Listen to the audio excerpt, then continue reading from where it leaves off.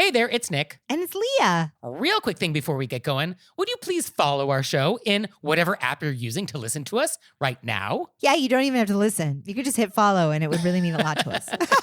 Yeah, there's probably like a follow button, or maybe there's a bell or a plus sign. Like there's some symbol somewhere, and then you'll get notified whenever we have a new episode. We would so appreciate it. We really would. It makes a huge difference for our show, so please do that. Thank you so much. And now let's start the show. Let's get in it. Hey there, it's Nick. And it's Leah. A real quick thing before we get going. We are on a break this week. And I would like to say this is the week, I think the week between the Christmas holiday and New Year's, where it's like time does not exist. It's sort of a weird, everybody's on their couch. You're like, did I eat 50 pounds of stuffing?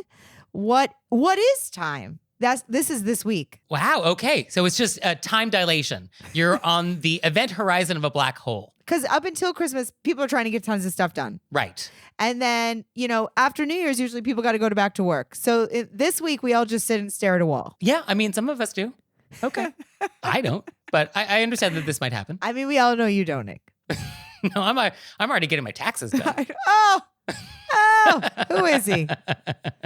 But we wouldn't leave you empty-handed this week. So, of course, we found the perfect episode from the archives just for you. And this one has a question that I still get memes about it. I mean, this was a banger, and it's about ringing bells. Yeah, ringing bells for service and how that can go. This also has a great conversation about bread and how etiquette isn't a monster. Etiquette does allow some exceptions to bread rules. And I feel like we should acknowledge that etiquette does have your best interests in mind sometimes. Also, I want to say that my dad makes an incredible holiday bread that I have every year this week. So as this comes out, I will be eating bread. Looking at a wall. Well, I meant that metaphorically. I'm looking at a metaphorical wall. Oh, I see. Okay. So we'll be back soon with an all-new episode. We can't wait. We can't. So now let's start the show. Let's get in it.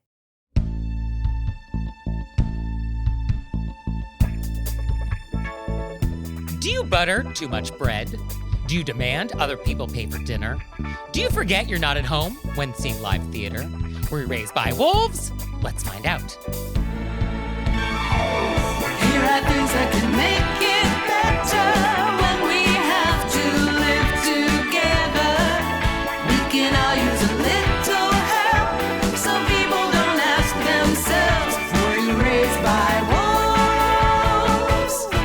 Hey everybody, it's Nick Layton. And it's Leah Bonema. And let's just get right down to it with our AMUSE-BOUCHE. Let's get in it. So for today's AMUSE-BOUCHE, I want to talk about bread. It's a beautiful, beautiful world. And as I was thinking about this, there is so much to say about bread. We could do an entire season talking about bread. We could do a season on bread. The show could just be called, Were You Raised by Bread?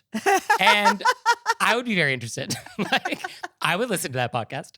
So for today, though, I want to take you to a fancy schmancy dinner party. Leah, what are you going to wear? Oh, I would have a little breakdown because I just don't have fancy schmancy. Not important for this question. And so you're at a fancy schmancy dinner, though, and you're seated, and you have a bread plate, and there is a big, lovely, enormous, crunchy roll, and you have a little knife, and a little distance away, there's a ramekin of butter. Leah, would you like a little bread and butter? Yes, obviously everybody knows I don't eat wheat, but I'm going to just go yes. And so, Leah, what is your technique? What I do is I have a roll. You have a roll. I would tear my roll in half. I'm just going to say what I would do, and then we can pick Say it what apart. you do. And this is honestly what I would do. I would tear it Yes. apart, and then I would take my butter knife, and I would ramekin it, and then I would do half of the roll. Okay, so we're taking butter from the ramekin, putting it on half the roll. Yes. Okay. Maybe I should be putting it on my plate and then doing half the roll. So the first thing to note is this is a trick question because at a fancy schmancy dinner, you probably actually wouldn't have bread and butter. Bread and butter is typically not served at formal meals. Now, this is not necessarily true anymore. The idea of what formal is has changed. There was a time when black tie was considered informal. So, things change. And bread is great. Like, who doesn't love bread and butter? But it is true that at a very formal meal, you would not actually have like bread and butter. But for the purposes of this question, we do have bread and butter, and how do you eat it? So, yes, the idea is that the communal butter needs to stay communal. So we do not want to sully it in any way. It is a shared resource. And so you would want to take the butter from the communal butter to your plate and turn it into personal butter. You need to make the conversion between communal to personal. We do not go from communal directly to your food. It's like an artist palette. You don't take the paint out of the tube and go right on the canvas. You got to take the paint on the tube and put it on the palette, and then we take the brush, and then we take the paint and we paint the picture. Toast is your canvas. So let's talk about the rule when it comes to the bread part.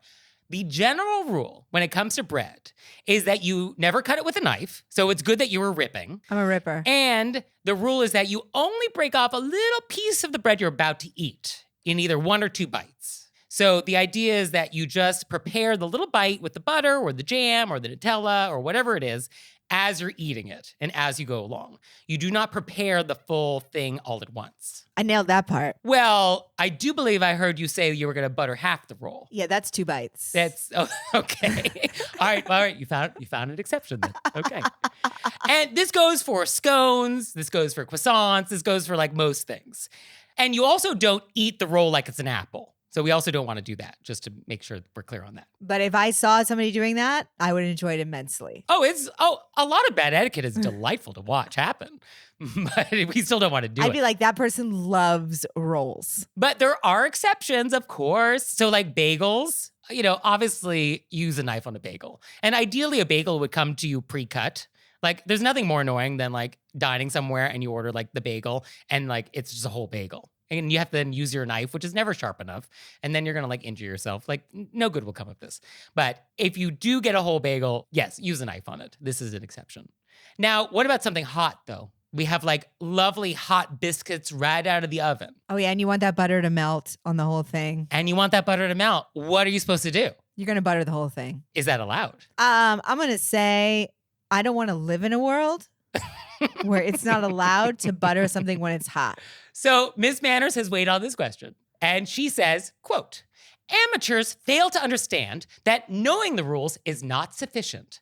As in the legal profession, a judge must also know how to weigh the circumstances and consequences of applying the rules. A polite person may sometimes be forced to choose between conflicting etiquette rules, in which case the correct one is the one that least inconveniences others. So it is true that bread should be buttered in bite-sized pieces. But if you wanted your bread buttered while it was warm, you were right to do it yourself rather than call over the waiter as you finished each bite and send the next bit of bread back to the kitchen to be reheated. So, yes, if it is a hot thing where the idea of the melted butter into it is really going to enhance your enjoyment, then have at it. Thank goodness. Right? I mean, etiquette can be sensible. It's not just arbitrary. We're not letting warm bread go to waste. No, this is not a world I want to live in. No. What an insane thing. Right.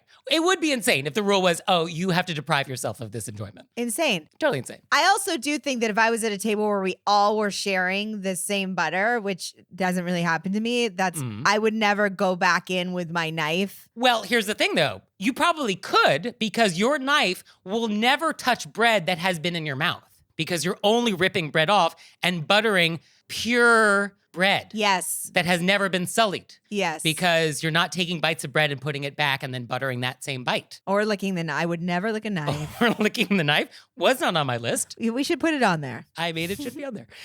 So yes, that's why if there was no knife that went with that ramekin and everybody had to use their own personal butter knife, as long as you're mindful of not getting your crumbs into the main butter, as long as there's not like a crumb problem, you're not going to get mouth saliva into that ramekin because you're only buttering as you go along. And so this actually solves that problem, which is another reason why we do this. Oh, good. So either way works. Now let's talk about toast. This is another area where there are some exceptions available. I feel like I would file toast under the warm roll category. Well, even if the toast is not warm, because often when we're having toast at breakfast, like I'm not ripping off a little piece of toast and then putting it in my mouth. Like you kind of eat the whole piece of toast and you'd like take a bite and you might set the toast down. And like, that's how we eat toast. And it's sort of like, that's fine. But to be elegant about it, you would prepare just the section you're about to bite with butter and jam as you go along. It is considered inelegant to prepare the entire surface area all at once. So the same idea of sort of preparing as you go along does sort of still apply in a toast circumstance? I just realized that I could name my next comedy album Inelegant because I think that's all of my favorite things are inelegant. I would want to do the whole toast because then it your toast is warm and then the butter would melt into the little toast crevices. Well, as we've established, if the whole thing is hot and the melted butter is going to be a factor here, then have at it, butter the whole thing. And I'm not eating not warm toast because that's a sandwich. Well, but very often toast just comes sort of room temperature, in which case you're not going to get a melting effect. Leah's now making a face as if like she's never heard of this. I feel like I've been in many dining experiences where my toast is not piping hot. It's not hot enough to melt butter. Am I doing it wrong? Yes. Am I going to the wrong places? I'm sorry. Okay. I mean, I really got to like reevaluate my life and my choices, I guess. Wow. So that's basically like bread in a nutshell. Now, I did read this fun story about Emily Post. And Peggy Post, her great-granddaughter, tells a story in one of her books where Emily was dining with a group of, quote, notable ladies. And at this meal, at the end of the meal, one of the ladies turned to Emily and was like, "Why, Mrs. Post, do you know that you've been eating from my bread plate the entire meal?" And apparently Emily said, "Well, isn't that just like me?" And Peggy Post tells the story as an illustration of like not responding to rude things with more rudeness. And that's true. It's pretty rude to like correct people's manners. But I read this and I'm like, Emily, what are you doing eating from the wrong bread plate? Like, do you not know that the bread plate's on the left? Like, if you don't know this rule, like, what hope is there for the rest of us? Also, I think we can all put that in our pocket for when we do something silly. We're like, oh, Emily Post ate from the wrong plate and it's Emily Post. Oh, it's just like me. Yes. But it's just like, Emily, really, it's not that hard. Like, that's such a basic rule. And if you don't know that, like, what do we do with this? What do we do with this information? Yeah, but sometimes you get swept up in the moment. Maybe a hot conversation started and then. Oh, I don't believe Emily Post ever got swept up in anything. Well, clearly she did. And yeah, who were these notable ladies and what was this They meal? must be very notable. Very notable, where she just got all flustered and just didn't know her right from her left. And which role is mine? Who can say? Oh, Emily. Happens to the best of us. If it can happen to her, yeah. None of us are safe. I think as a goal, all of our listeners and Okay. you and I, Nick, we should all try to drop the, oh, isn't that just like me at some point during this week. Okay, I accept your challenge. Yeah. Because it really applies to a lot of things. It really does. Yeah. It can work in so many situations. Okay, all right, I'm gonna try this and I'm gonna report back and I'll let you know how it goes. I look forward to it. Me too.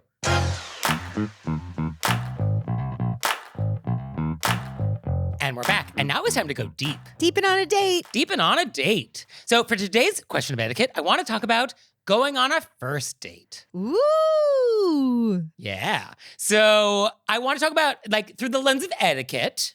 And so the first thing that comes to mind is who pays. This is like the first thing that comes to mind when we talk about first dates. In my mind, it's whoever did the inviting. Yeah, I mean, I think in etiquette world, generally speaking, whoever issues the invitation is the host. Yes, I think that is generally sort of like true. Now, I think in a lot of first dates, though, who the host is actually a little more vague or it's more casual. Like, let's say this is Tinder and it's like, hey, maybe we should grab a drink sometime. Oh, that would be fun. Oh, what are you doing Saturday? Oh, maybe like 2:00.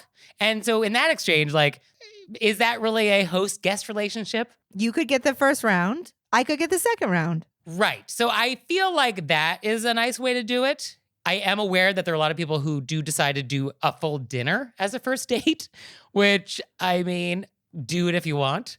I think the idea of being stuck with somebody for 90 minutes or 2 hours or however long this dining experience is, and you don't know them that well, and like, oh, could that be torture? Not a great idea. So I think like drinks, coffee, museum, walk in the park, maybe a better idea. But yes, I think you get the first round, I get the second round. That's nice. I think that everybody likes to be treated. Sure. It's a nice feeling to have somebody treat you. Yeah. And then I think also when I was still going out on first dates, I was always prepared to pay for half. Yes, I think it is important to not have the expectation that you're being treated. I think it is nice to offer to pay half if somebody offers and to do that dance, which is like, oh, are you sure? Oh, like, no, allow me. Oh, no, really, I've got it. I think just to sit there with your hands clasped as the check arrives and be like, well, clearly you're going to be paying for this.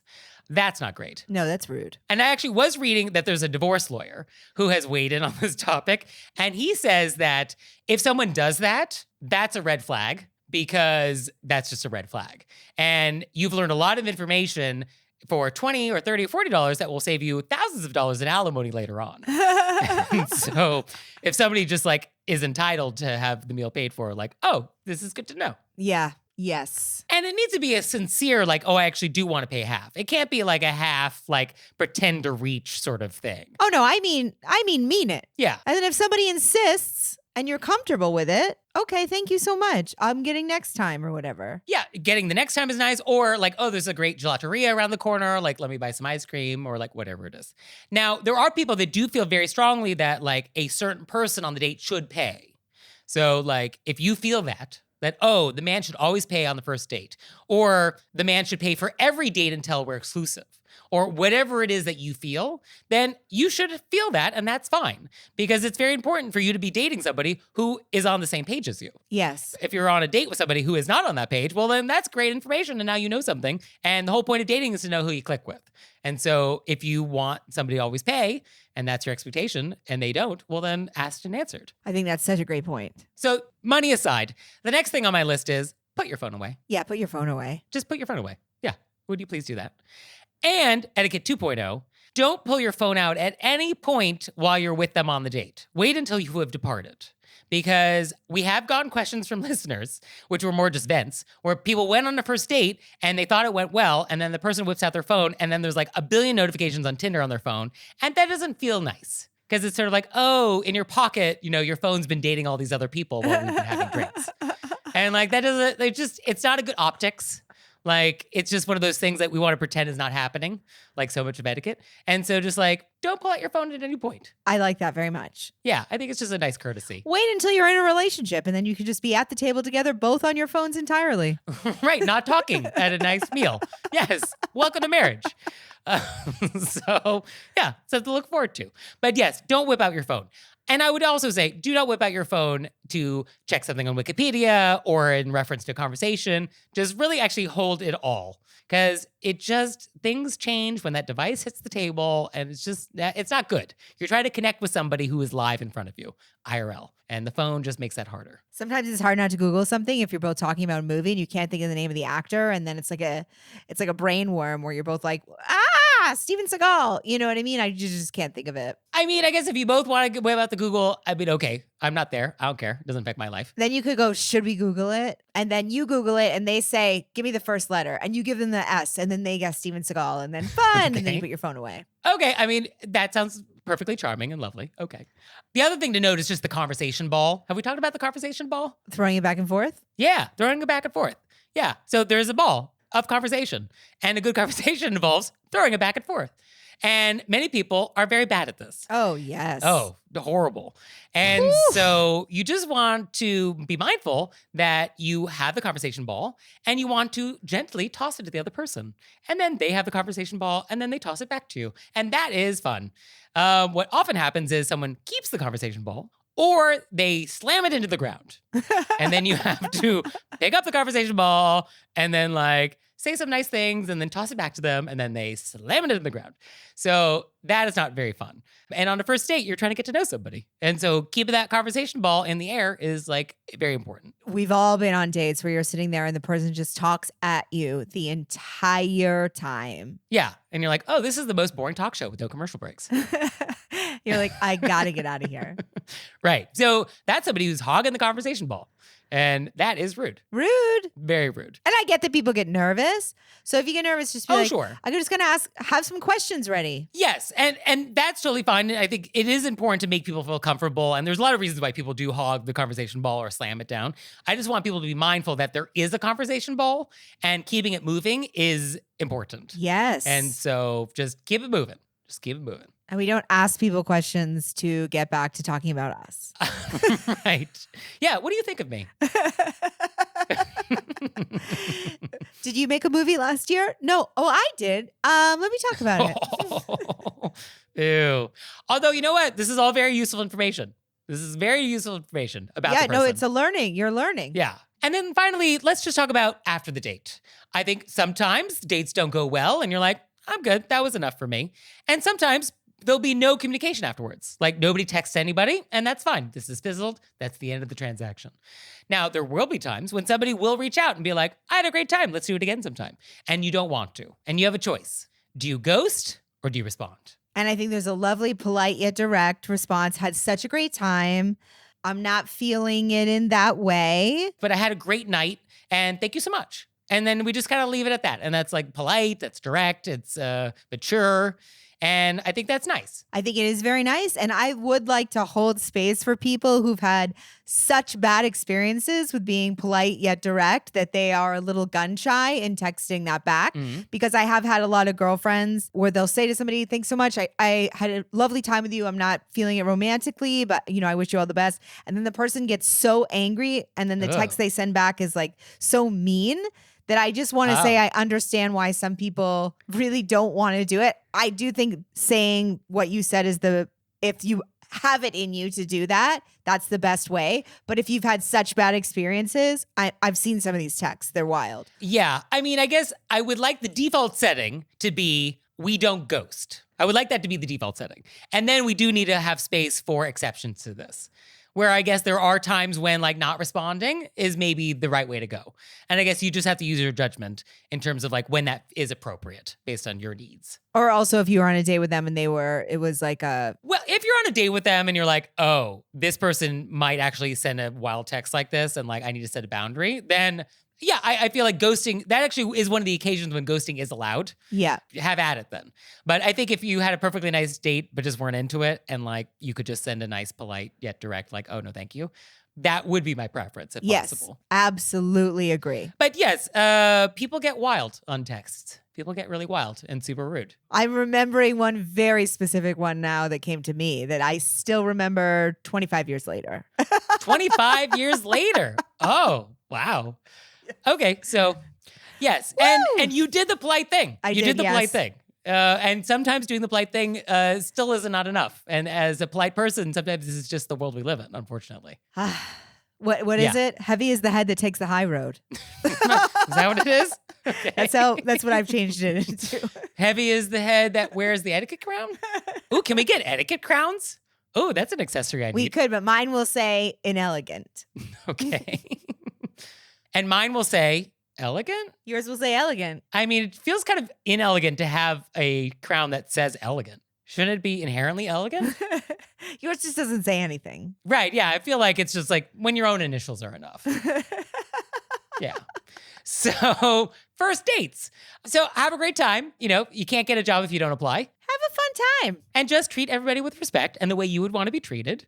And there's a lid for every pot. And if something goes horribly wrong and somebody commits a major etiquette crime, we're here for you. And let us know and send us text messages or leave us a voicemail or send us an email about what happened. And we would love to hear about your bad first date etiquette. And then we'll collectively get rid of it and we'll exercise it. Yes, we'll have an etiquette exorcism. That would be. Oh, that's a new service. We should do an offer. etiquette exorcism. I think a lot of us are holding back a lot of stories that we need cleansed. Yes, cleanse is the right word. Yeah. And then think of the outfits, Leah. I have visualized capes, maybe? Oh, definitely. There's definitely a cape, a good sleeve. Yeah, we have our capes and then we have our etiquette crowns. I mean, what a look. We should show up at your house. I'm imagining us as the people who came around during the plague. We'll cleanse the whole place. And I'll be like, you're a good person. Okay. I'm going to get my sewing machine out right now. I'm going to make some capes. Yes. And now it's time for Intermezzo. Intermezzo. So this episode is brought to you by Acorns. Acorns with an S, many, many acorns, because you are planting many, many seeds so you can grow your oak. So Acorns makes it easy to start automatically saving and investing for you, your kids, and your retirement, even during the holidays. And you don't need to be an expert. Acorns will recommend a diversified portfolio that matches you. And you don't need a ton of time. You can create your Acorns account and start automatically investing your money in just 5 minutes. Acorns lets you get started with the spare money you've got right now. That could be $5 a day or even just your spare change.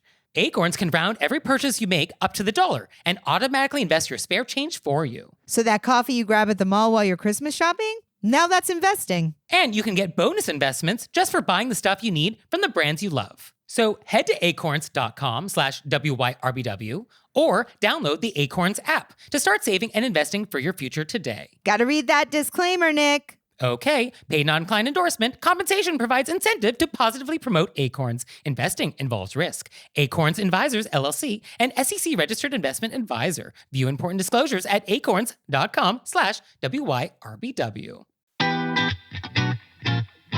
And now it's time for Intermezzo. Intermezzo. So this episode is brought to you by 'Tis the Grinch Holiday Podcast. Hello, ladies and germs, boys and girls. The Grinch is back again to ruin your Christmas season with 'Tis the Grinch Holiday Podcast. After last year, he's learned a thing or two about hosting, and he's ready to rant against Christmas cheer and roast his celebrity guests like chestnuts on an open fire. You can listen with the whole family as guest stars like John Hamm, Brittany Broski, and Danny DeVito try to persuade the mean old Grinch that there's a lot to love about the insufferable holiday season. But that is not all. Somebody stole all the children of Whoville's letters to Santa, and everybody thinks the Grinch is responsible. It's a real Whoville whodunit. Can Cindy Lou and Max help clear the Grinch's name? Grab your hot cocoa and cozy slippers to find out. Follow 'Tis the Grinch Holiday Podcast on the Wondery app or wherever you get your podcasts. Unlock weekly Christmas mystery bonus content and listen to every episode ad-free by joining Wondery Plus in the Wondery app, Spotify, or on Apple Podcasts. And we're back. And now it's time to take some questions from you all in the wilderness. Ow!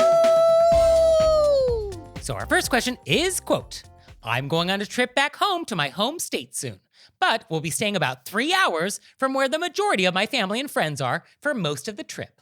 I want to let them know that I'm coming, but I'm also not willing to drive to see them. They'd have to drive to see me. How do I announce this and open the invitation while making it clear I'm not there to do a carousel of visits to where they live, but to actually have a relaxing vacation?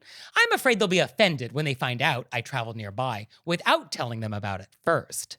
Help. I wrote a little text I thought you could send out Oh, okay, let's hear it. because this feels like a very Leah question. Yeah, I can see you having this issue. So I don't know where you are, so I just made it up. Okay. Narnia. Yeah. Hey, I'm going to be in Narnia on blankety blank blank, Mhm. but I'm staying in this part of Narnia. If you're driving through, I'd love to see you. Yeah, I think that's good. I guess my first thing was like 3 hours away. Like, do we even need to announce anything? Like, that's very far. But what if, say, you are living in New York City? Right. You grew up in Orlando, Okay. but you're going to be in Naples. Okay. So it's like I'm in the state. I'm in the state. I'm letting my friends and family know I'm in the state. I don't want them to feel like Right. I hid being in the state, but I'm going to stay in Right. Naples. I'm maxing and relaxing. If you're in the area, please feel free to swing by. Yeah, I guess that's nice. And I guess we would want to do that rather than just seeing it on Instagram that like I'm in the state. And then it's sort of like, oh, you didn't call. Yeah, and seemingly our letter writer is like happy to see them if they come down to where they are. Right. And yeah, I guess I would probably just say like, hey, I'm going to be in Naples and I will be free on this date and this afternoon if you happen to be able to come down. Unfortunately, I'm not going to be able to come to Orlando this trip, but if you are able to come over to Naples, then would be delighted. Yeah, I guess that's what we would say in that kind of tone. And then if they're offended, I mean, I guess, what do we do with that? Sorry. I can't imagine why they would be offended. I can't come up this time. Yeah, it's not possible. This is a break. I'm taking a break. Yeah, and if you want to be offended, well, then I guess you do you. You do you. Enjoy being offended, but I can't get involved. And then you could just repeat, love to see if you want to come down. Yeah, that's all you can do.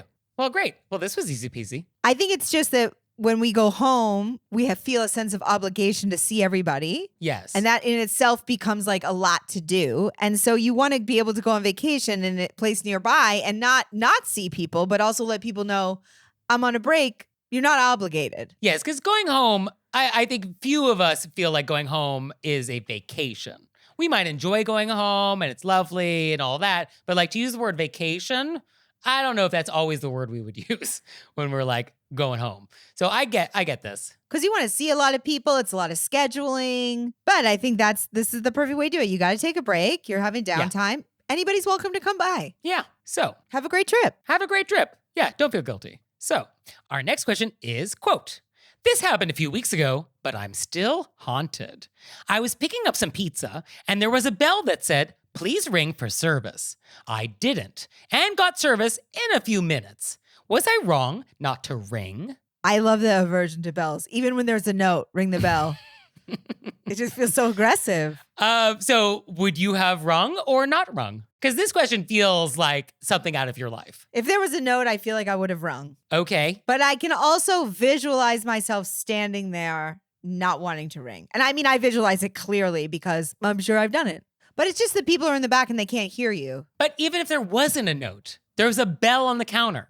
What else is that for? It's not decorative. No, I know, but... Right? Yes. It's not decorative. No, it's a good point. And we can all picture the bell. It's like the little metal bell thing that is like, oh, it's a bell for ringing, for service. Like that's what, like why else do we have this bell? Why is this manufactured? If there's no note, maybe somebody just put a bell there and not the people that... Oh, it's just one of those stray bells. It's a stray bell. Okay. And then they think that you brought a bell and rang it. Oh, BYOB. Yeah. I mean, wouldn't it be amazing if you actually just went around New York City leaving those bells in different stores? And you just left one on the counter and just like see what happens. And just like, oh, now people are ringing for service at Lululemon. Then you come out and you're like, there wasn't a bell here. That would be so great. So let's assume this is not an errant bell. Not an errant bell. And that you are supposed to ring it for service. I feel like that's what this is designed for. Now, I do think that there is a time when it's appropriate. So I do think we want to give it a beat to make sure like, oh, this counter is not staffed at the moment. Okay, I will summon someone by hitting the bell. I don't think we want to have someone walking towards us, making direct eye contact with us, and you reach over and you hit the bell as they're walking towards you. Oh, can you imagine? That would be so amazing. Or you do one of these. Amazing. Ding, ding, ding, ding, ding, ding, ding, ding. Or you actually are having a conversation with somebody and it's a customer service problem where they're like actually not able to help you or you're upset and you ring the bell and you're like, maybe I can get some service. No. I'm ringing this bell now because I was hoping to get some service. No, but I guess there's people in the world that just feel bad about ringing a bell like this. Because what is it, Leah? Get me into your head. Why would you hesitate to ring the bell? What is it about it? It just feels so aggressive. The bell ding, it's like that. It's so piercing. And oh, some are quite lovely. They are not. And okay. Like a church bell is lovely, or like those bells that like, but that metal bell that's like ting. So if I was at a deli and they had a church bell, would you be more comfortable? That would be way more comfortable ringing that. To get some prosciutto? That would be so funny. It's just like a lower tenor. I mean, does it feel like you... Feels demanding. Summoning like the staff? Yeah. Does it's it like, just feel like a little upstairs, downstairs? Pay attention to me. That's what it feels like. Yes, a little upstairs, downstairs. Okay. But what it is that they can't hear you in the back. It's all these other things are just our fears of what we're going to... Well, and also it's designed to actually make their lives more convenient. Yes. So rather than just hanging out up front, seeing if anybody walks in, it's actually designed for their convenience where they can be in the back doing whatever they need to be doing. And then like when somebody shows up, like, oh, they know. So it actually is helping them. Yes, that's why I would ring the bell. Yeah. But it would take me that second to be like, this is just what it is. They're in the back and they're doing stuff and I'm letting them know I'm here. But all those other feelings would come up first. So I totally understand why our letter writer is, quote, still haunted. I'm going to go buy some bells and I'm going to leave them around New York City. And we're going to see what happens. Please make videos. Can you imagine if I did this? I can imagine. I just imagined it. And okay. I want a video. Well, I'll keep you posted. And in the meantime, do you have questions for us about anything? Let us know. You can let us know through our website, wereyouRaisedByWolves.com, or you can leave us a voicemail or send us a text message, 267-CALL-RBW. And now it's time for an intermezzo. Intermezzo. So this episode is brought to you by Unbound Merino. And Unbound is a travel clothing company made by travelers for travelers. It was actually created by 3 lifelong friends who are looking to solve the problem of how to pack light but still look great. And I think they nailed it. Last time we talked about the ultralight packable hoodie, but now I want to talk about the cashmere hoodie. And what's so lovely about this is that it combines the performance of merino wool we just talked about, plus the unmatched softness of cashmere. And so it's a little elevated and it's wonderful. I love that. And the best part, machine washable. Ugh, the best. Literally the best. No, I love it when things are actually functional and look good. It's like perfect. Yeah, it's the perfect combo. So you out there, head to their website, unboundmerino.com. That's UNBOUNDMERINO.com, where new customers can use our code RBW for 10% off their order. And now it's time for an intermezzo. Intermezzo. So just a quick reminder that you can send in your questions to us. And you can send in your vents and repents. Oh, yes, please do. And you can send them to us through our website, wereraisedbywolves.com. And we also take DMs and text messages and voice memos. And P.S. Cordials of kindness. So please send those in. We're ever so grateful.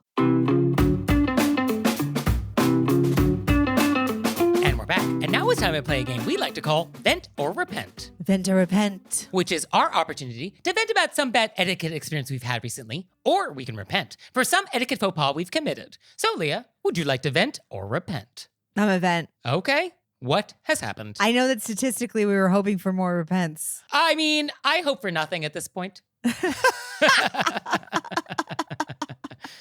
right, what's happened for you? Okay. I'm at the dog park. Uh-huh. I'm there early. Okay, it's a beautiful morning. Beautiful morning. I'm over by the water pump. Mm-hmm. They have a water pump for dogs. You fill up the dishes or you fill up your own dish. Okay. You know, I usually have my own dish. There's a woman there. Uh-huh. Becomes clear very quickly that she believes these are her water pumps. Oh, okay. And they are not, to be clear. This is They are not not. her. This is a park. not her dog park. Okay. And she is the mayor of the water pumps, Oh, okay. telling you which ones. She was like, that's fresh water. That's not. And I just, hey, have a great day. I got my hey, have a great day face on, Nice. not fighting over a water pump. Hopefully not. And then I put, it even doesn't matter how I do it. I'm pumping the water, how I pump the water. I mean, are there that many methods? Exactly. Also, if I'm Okay. getting the water into my cup, If there's water that is now coming out of the pump and into your dish, I think we're good. yep, there's water Yep. coming out of the pump into my little lacy dish. She yells from the other side of she's now sort of circling the pumps, just watching me touch her Okay. property that's not her property. She yells, why would you ever pump water like that? That's not how it's done. Wow. What?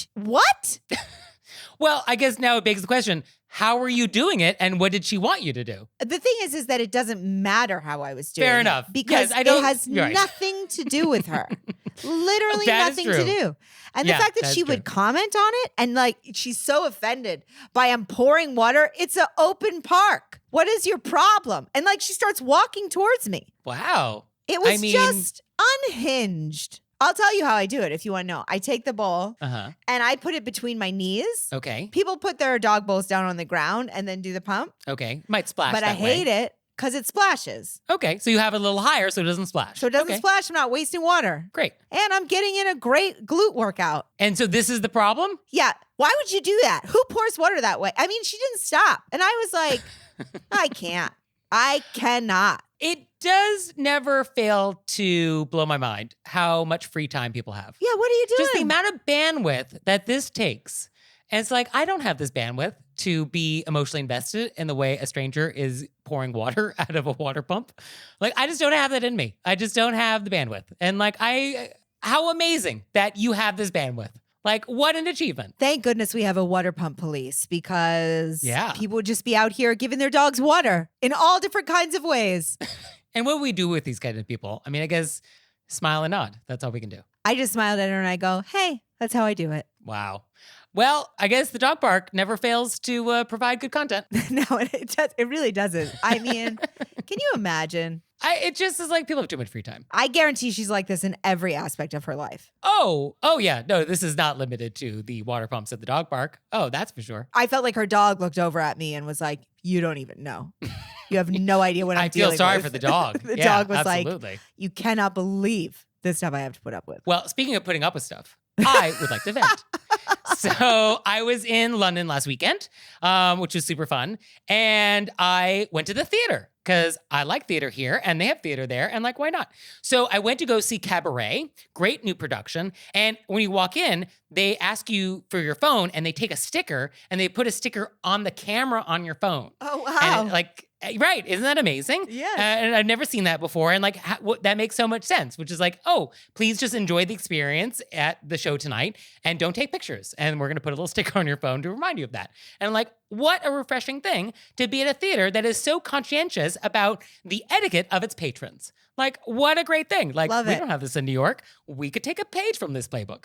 And before the show starts, like in the bar area, there's performers dancing like on the bar, and there's musicians, and like they really did create like this cabaret vibe even before the show started. And like, oh, isn't that fun?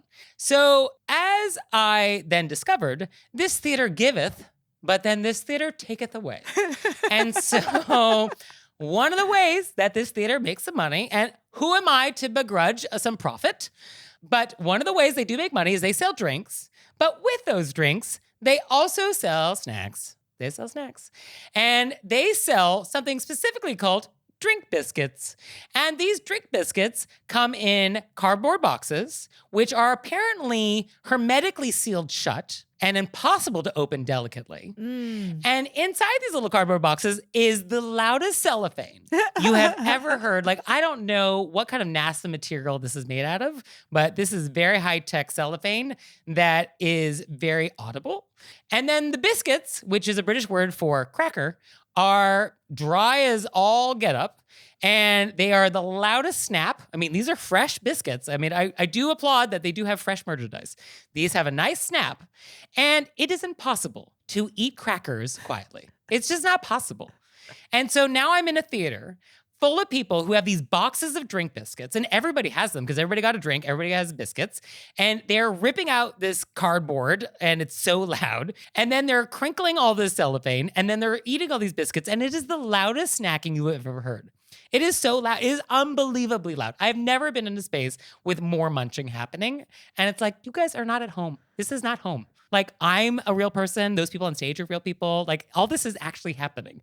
And the person next to me, I did like catch their eye, and I was sort of like, are you really gonna like eat this entire thing? And then they try to eat the biscuits more slowly, which is actually the wrong move. To eat a biscuit slowly, what you end up doing is you put the whole thing in your mouth, and then you actually make your mouth cavity larger, which in terms of harmonics, amplifies sound. The sound of the chewing was louder. And now all I can hear is chewing. That's all I could hear. I just get to hear 1,000 people in this space chewing.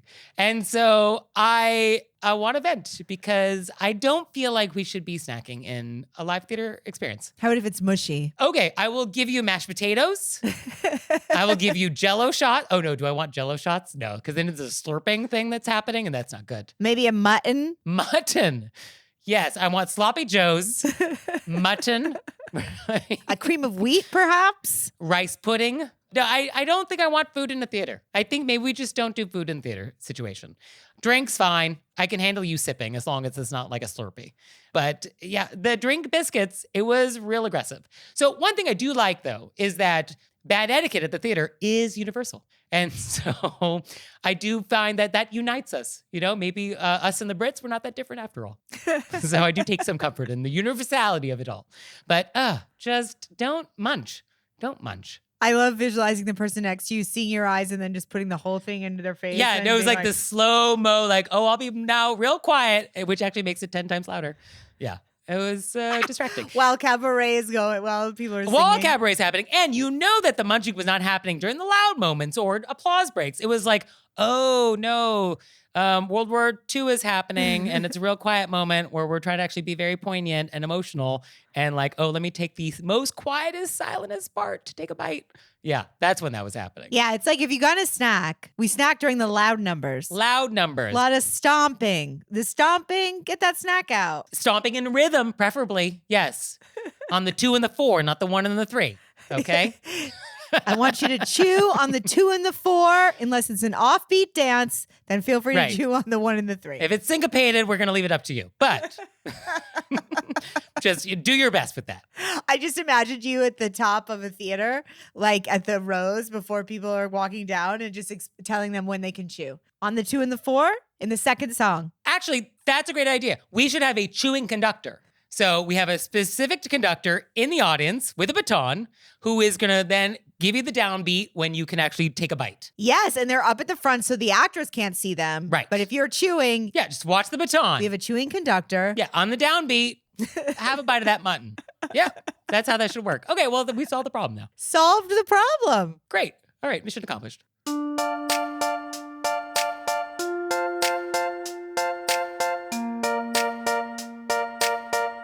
So, Leah, what have we learned? I learned that you're going to get your sewing kit out Oh, yeah. and make us some etiquette exorcism outfits. Yep. I am going to actually go to Mood, buy some fabric this weekend. Yeah, keep you posted on that. And this will be a new service that we can provide, We will show up at your house and we will provide an etiquette exorcism. Yeah. which I would really be into. Oh, this is a wonderful service. Oh, yeah. No, this is needed. I don't think anybody else is currently providing etiquette exorcisms. This is a hole in the marketplace. And now that we've said it out loud, I'm like, yes, Yes. we got to fix this for people. Yes. And I learned that the first etiquette exorcism we're going to do is on you for this message from 25 years ago. Woo! Now that it's back out of my brain, it is definitely going to. And I think I still have it on a phone where it was texted to me with like the T9 feature. Yeah, get that Star Tech out. Okay. Get this number, figure out who this was, and then figure out where they live now. I mean, there's some sleuthing involved, but I'm prepared to get to the bottom of this. We're also going to have to get our detective license in the middle of this. Well, I feel like etiquette exorcisms and detective work, I think, go hand in hand. Yes. Well, thank you, Leah. Thank you, Nick. And thanks you out there for listening. I'd say in a handwritten note on my custom stationer if I could. He would. So for your homework this week, send us your etiquette exorcism requests. Please, we can exercise them collectively. Yeah, all together. So anything bonkers that's happened that needs an exorcism, we're here for you. Just let us know what happened and we'll do the rest. We be exercising. We be exercising. So please send those in and we'll see you next time. Bye. Bye.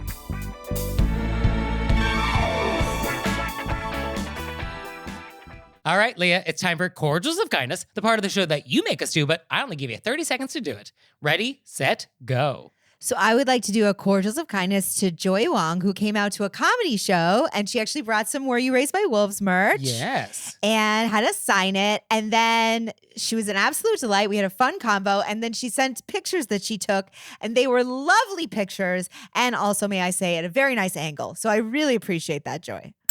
And for me, I want to give a special thank you to William Hanson. So William is the director of the English Manor, which is like the etiquette training institute in the United Kingdom. And I reached out to him because I was going to be in London. I was like, hey, I would love to meet if you're around. Maybe we'll do a coffee or like a drink or something. And he wrote back, he's like, would be so delighted. Let's do breakfast at Claridge's. My treat. And I was like, oh, okay, that just escalated. So I had a wonderful breakfast with him, and it was so fun meeting him. And he's got a great podcast called Help, I Sexted My Boss, and he's got fun videos on his Instagram. So I'll link to all of his stuff in our show notes so you can like check him out. But William, it was so delightful meeting you, and I would love to return the favor if you're in New York. And it was like totally delightful. So thanks. So fun. Very fun. Oh, Leah, one more thing. What? Have you signed up for Patreon yet? I have. Me too. You out there, have you signed up for Patreon yet? No? Well, go to our website, wereraisedbywolves.com, click on monthly membership, check it out, because we would really appreciate it if you'd support our show. We love your support. We would. So please do that, and we'll see you next time. Bye. Bye.